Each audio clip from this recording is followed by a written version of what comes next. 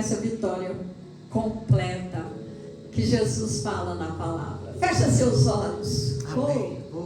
A unção de Deus está aqui. Pede ao Espírito Santo que te dê revelação.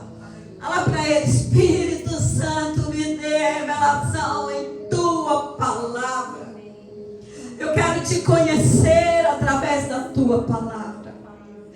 Eu me abro para a luz do Senhor, Jesus, para ouvir do Senhor a tua palavra com revelação.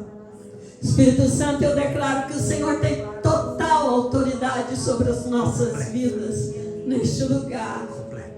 Essa igreja te pertence, é do Senhor. Aleluia. Com todos aqueles que o Senhor tem escolhido para congregar conosco, ela é tua, e o Senhor nos levará nas alturas.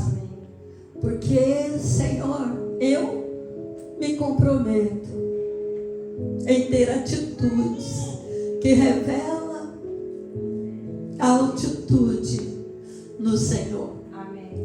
Que seja assim na vida de cada um dos meus irmãos. Amém. Em nome de Jesus Cristo. Amém. Amém. A primeira aparição de Jesus Cristo depois de ressurreto foi para Maria Madalena. Mateus 28, versículo 1 diz assim: que ela tinha ido ao sepulcro de madrugada, quando ainda estava escuro. Mateus 28, 1. Aleluia. Vou ler ali com vocês. Ah, Jesus. Ao findar do sábado, ao entrar o primeiro dia da semana, Maria Madalena e a outra Maria foram ver o sepulcro. Eu estudo em casa numa tradução, a hora que aparece outra me surpreende, mas que bom. Então, nós vimos aí que ela tinha ido ao sepulcro de madrugada. A fome que ela tinha de Jesus era tão grande, a paixão por Jesus era tão grande, que ela foi de madrugada ao sepulcro. Depois disso, o Senhor apareceu 3 vezes aos seus discípulos. Nessas 3 ocasiões, o Senhor lidou, respectivamente, com o medo, com a incredulidade e com a falta de frutos. Diga comigo: lidou com o medo, com a incredulidade e com a falta de frutos. E nós vamos ver cada um desses momentos, amém? O primeiro, no domingo da ressurreição, lá em João 20, 19, nós vemos que no domingo da ressurreição o Senhor apareceu aos seus discípulos, mesmo com as portas fechadas. Eu vou ler nessa tradução aqui, tá bom? Mesmo com as portas fechadas, o Senhor entrou e lhes disse: paz seja convosco. Ao cair da tarde, naquele dia, o primeiro da semana, trancadas as portas da casa onde estavam os discípulos, com medo. Como é que os discípulos estavam? Com medo. Medo dos judeus. Veio Jesus Cristo, pôs-se no meio deles e disse: paz seja convosco. Uau! Então o Senhor disse aos seus discípulos, na verdade ele disse assim: paz seja contigo. Muito pessoal. Paz seja contigo. E logo lhes mostrou as feridas. Essa é a base apropriada para que eles também pudessem dizer: paz seja contigo, Senhor.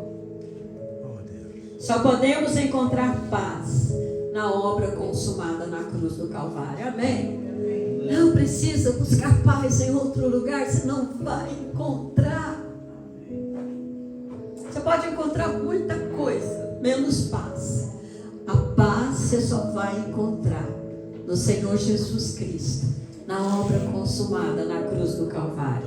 Amém. Tudo em nossa vida cristã começa com paz. Todo ministério começa e está baseado nessa paz. É uma paz que excede todo entendimento. Você já pensou? Você tem no seu coração essa paz que excede, vai além de tudo que você possa entender debaixo desse sol. Uau! Então descanse no Senhor, porque essa paz vai te levar, te conduzir ao descanso. Lance fora todo o peso. E vamos multiplicar células com alegria. Aleluia. Amém? Amém. Vamos abrir igrejas cheias do descanso do Senhor. Amém? Aleluia. Então, lança fora o medo. O Senhor ressuscitou. E Ele ressuscitou para mim e para você.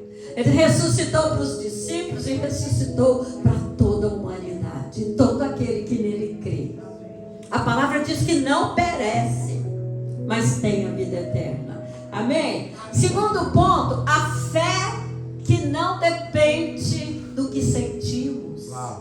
Não depende dos sentidos. A fé que não depende se está tudo bem ou se está tudo mal. A fé permanece. Então, uma semana depois, o Senhor apareceu novamente aos discípulos. No domingo anterior, Tomé não estava lá presente. Por isso não acreditou que o Senhor tinha ressuscitado. Quando os discípulos falaram para ele: o Senhor esteve conosco. Ele falou: eu só acredito se eu ver as mãos e os pés onde foram cravados os pregos. Ele dependia do que ele via e do que sentia. Andava por vista e pelos seus sentidos. A nossa natureza humana, nós sempre tendemos ao legalismo. Uma palavra legalista que nós ouvimos, por isso nós devemos ter muito cuidado quando você vai para a internet ouvir palavras.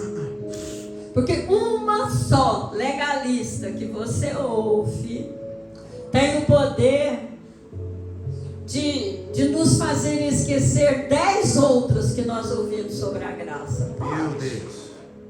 O quanto é sério. E quando o Senhor apareceu a Tomé, Ele não repreendeu. Olha que coisa linda. O Senhor não repreendeu Tomé. Apenas mandou que ele tocasse nas suas mãos. Isso está em João 20, 29. Pensamos que Tomé foi abençoado por causa disso. Mas o Senhor disse, aliás, em João 20, 29, o Senhor disse: bem-aventurados são aqueles que não viram e creram. Meu Deus. Uau! Quem são os bem-aventurados aqui? Amém. Amém. Aqueles que não viram, mas creram. Amém? Então nós somos mais abençoados que Tomé. Entenda isso. Ele teve a oportunidade de tocar nos cravos, mas porque havia incredulidade no coração.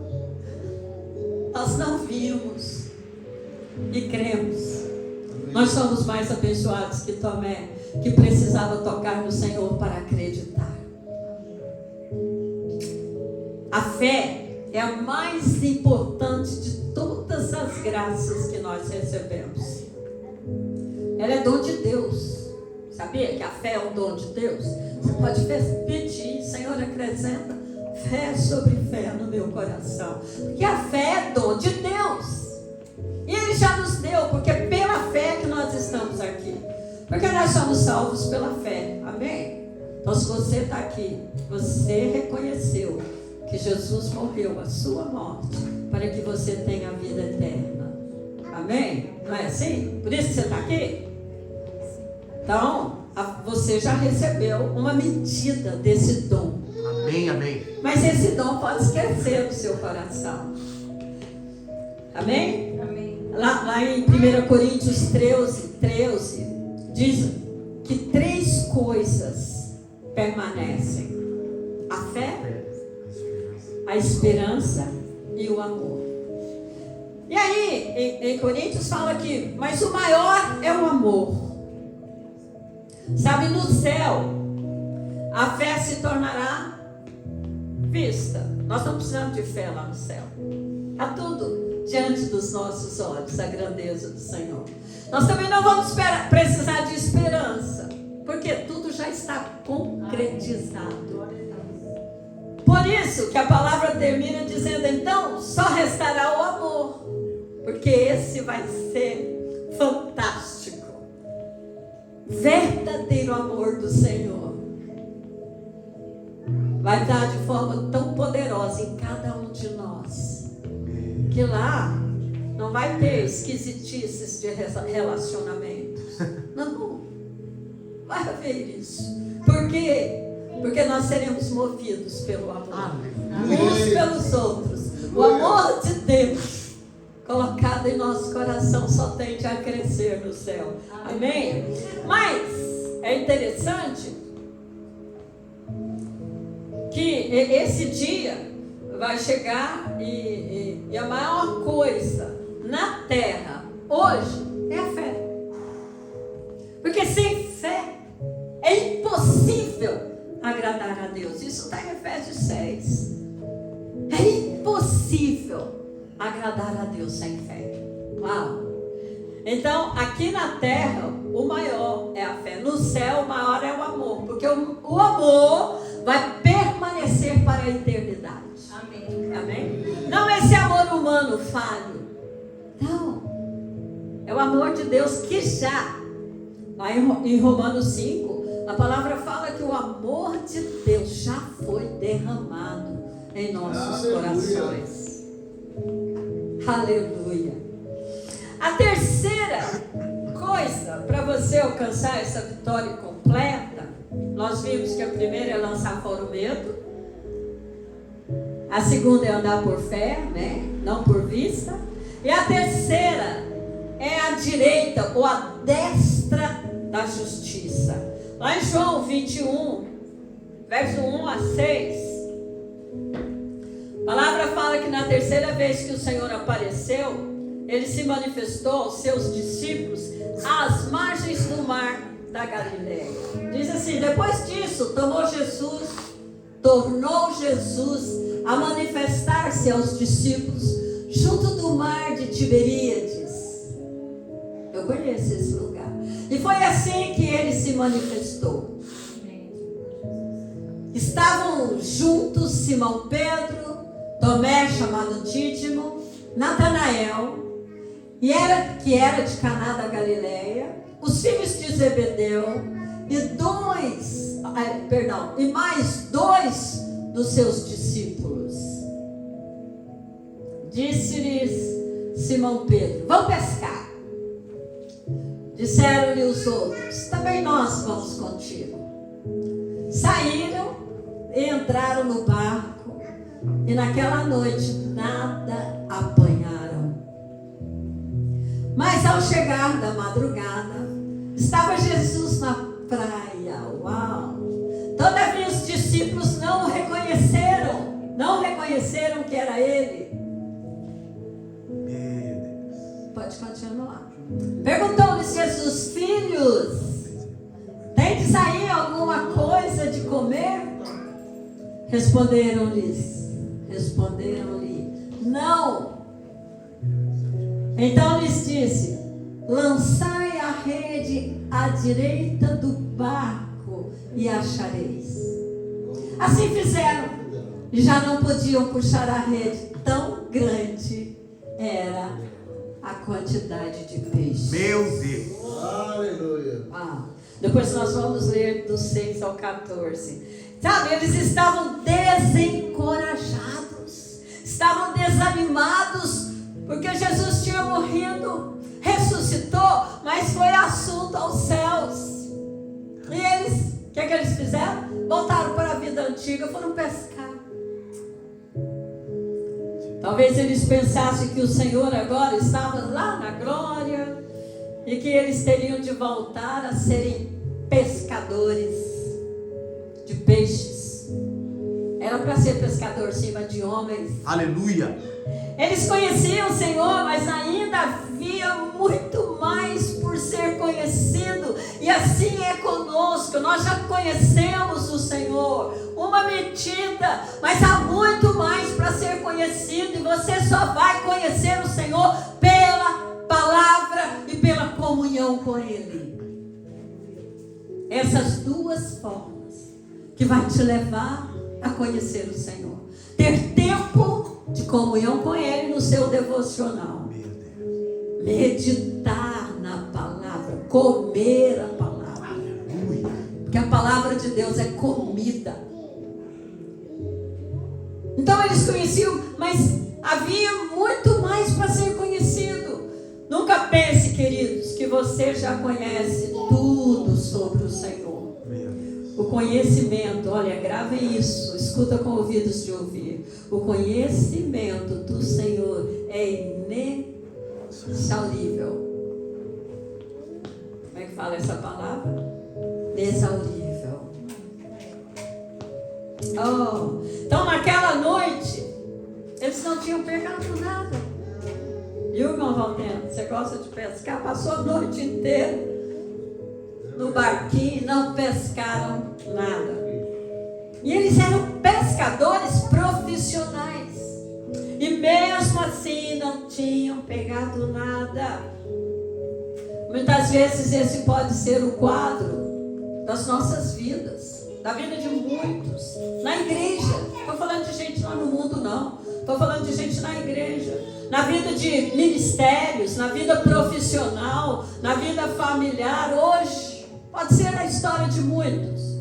Mesmo com todo o empenho e esforço, não tem havido bons resultados. Por que isso acontece? Creio que mais importante que saber a causa é conhecer a solução. Amém? O Senhor mandou que eles lançassem a rede à direita do barco.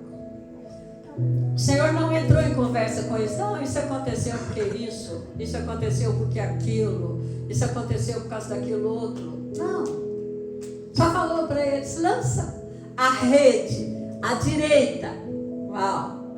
Sabe, não importa o tipo de problema que você esteja enfrentando, o Senhor manda que você lance a rede do lado direito. E nós vamos ver por quê. O que é o lado direito? Naqueles dias o lado direito simbolizava o lugar do favor. Uau! O lugar do favor. O lugar das conquistas. Um lugar de justiça. O Senhor ressuscitou dos mortos e assentou-se à direita de Deus Pai. Amém? Então lançar à direita é fazer com que a consciência da sua justiça em Cristo, e você vai achar um fruto que você está procurando. É lembrar que você foi feito justiça de Deus em Cristo Jesus. Quando você lança para o lado direito, você está declarando: eu sou justiça de Deus em Cristo Jesus. Essas são as três coisas que nos impedem de avançar: o medo, a incredulidade e a falta de frutos. A falta de frutos aqui, para mim, os frutos surgem quando há revelação da nossa identidade em Cristo Jesus. Então, se você tem revelação que você é justiça de Deus em Cristo Jesus, você vai ver frutos de vitória na sua vida. Amém? Frutos da ressurreição. E é interessante, o Senhor nos promete vitória por meio da sua vida de ressurreição. É importante que você tenha revelação. Jesus não permaneceu na cruz e nem no sepulcro. Ele ressuscitou. Aleluia. Aleluia. E depois que experimentamos paz, a paz que excede todo entendimento.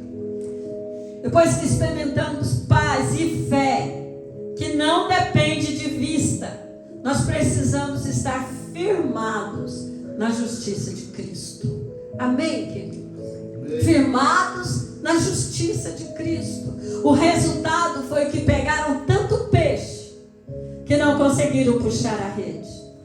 7 pescadores fortes e experientes não conseguiram puxar a rede cheia de peixes. Aí em João 21, a partir do 7, aquele discípulo a quem Jesus amava disse a Pedro: é o Senhor. Esse discípulo é João. João tinha convicção de que era amado. Ele não tinha problema de identidade. Ele disse: é o Senhor. Simão Pedro, ouvindo que era o Senhor, cingiu-se com sua veste, porque se havia despido, estava pescando nu, e lançou-se ao mar.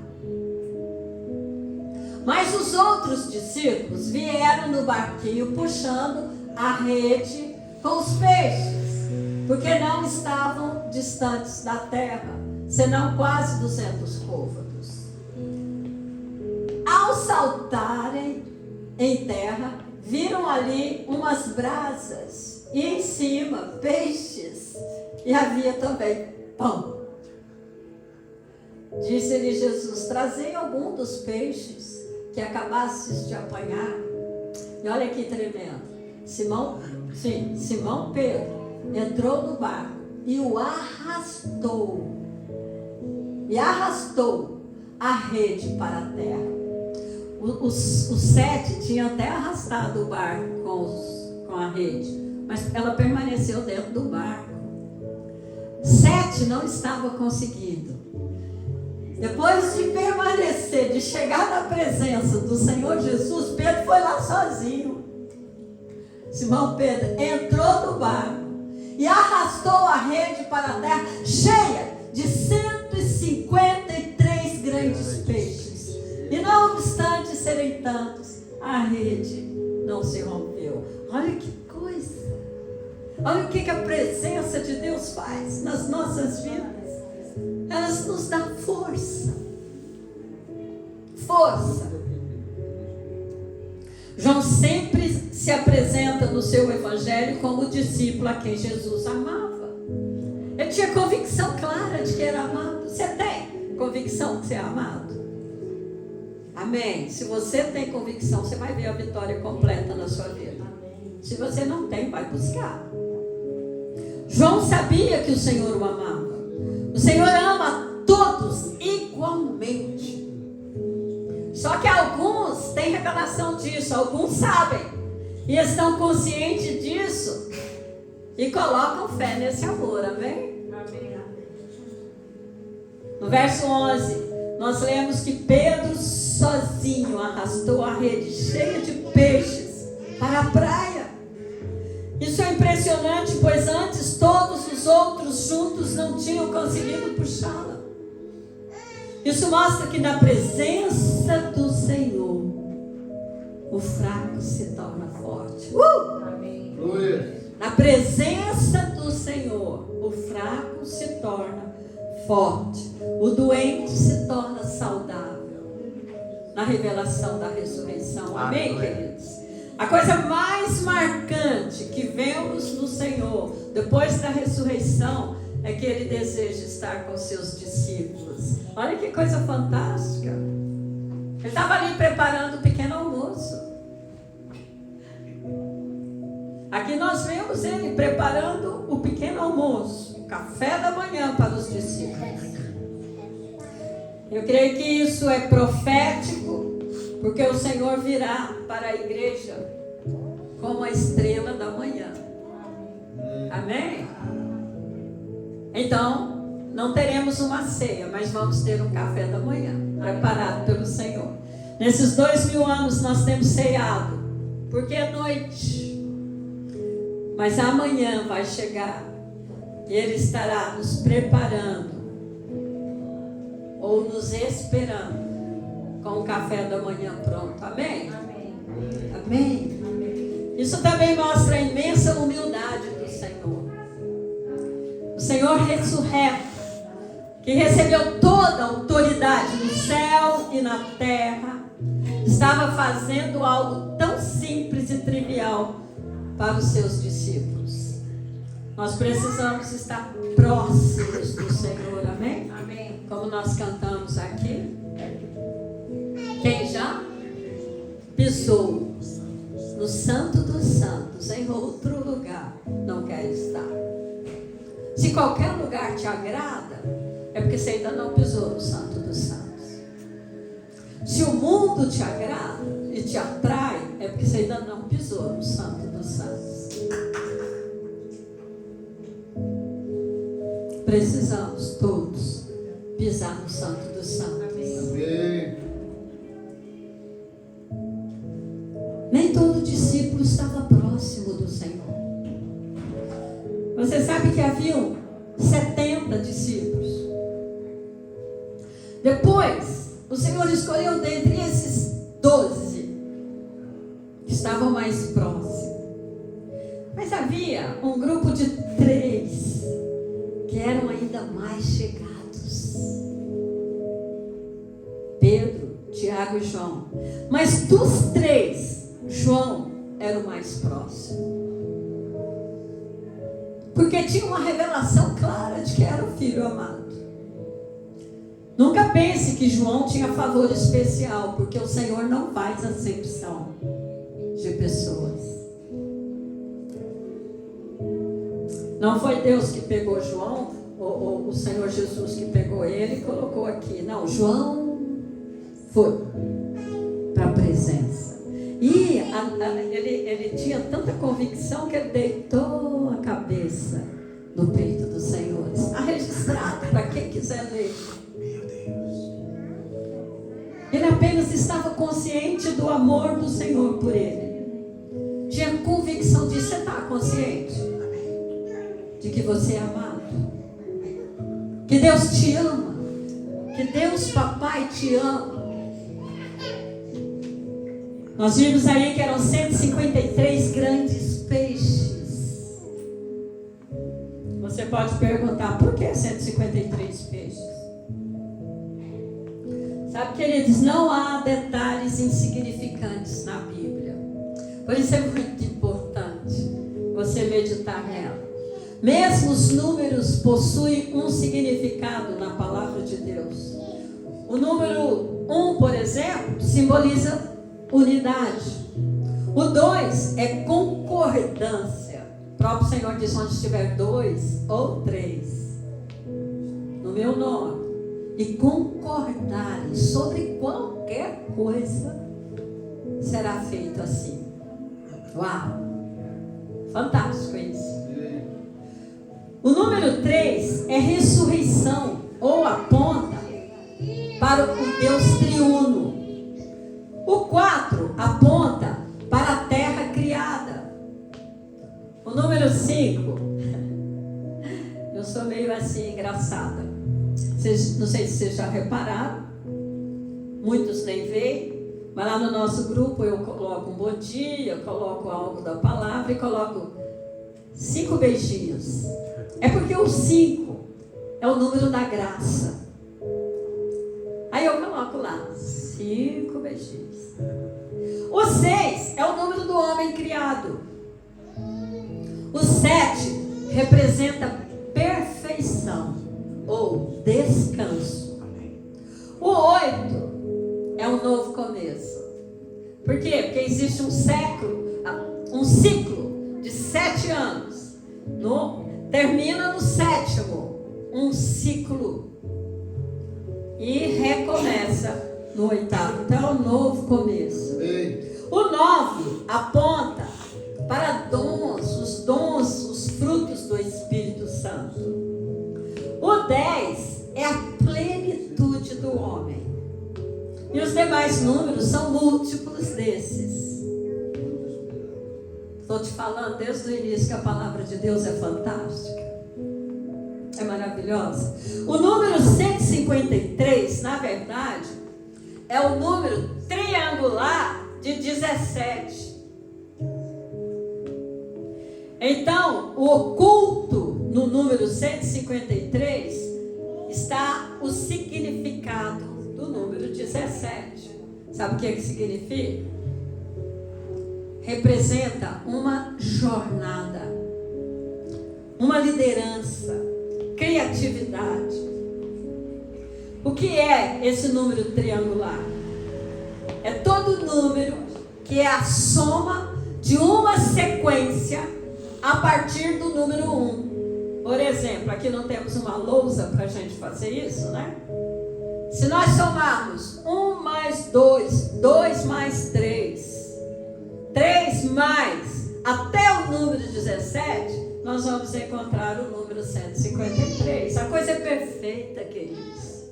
A palavra de Deus tem que atrair seu coração. Tem que haver desejo de conhecer essa grandeza. Assim, é o número 17 que temos de considerar. O número 17 é o número da vitória na palavra de Deus. Aleluia. A arca de Noé, lá em Gênesis 8:4, pousou no dia 17 do 7º mês nas montanhas de Ararat. Depois daquele dilúvio todo, de 150 noites, dias, né? Aquela tribulação terrível, que às vezes a gente passa alguma também. Às vezes a gente passa algum dilúvio na nossa vida natural. Aí no dia 17, vamos lá ver? 8:4. No dia 17 do 7º mês, a arca pousou sobre as montanhas de Ararat. Você acha que isso foi por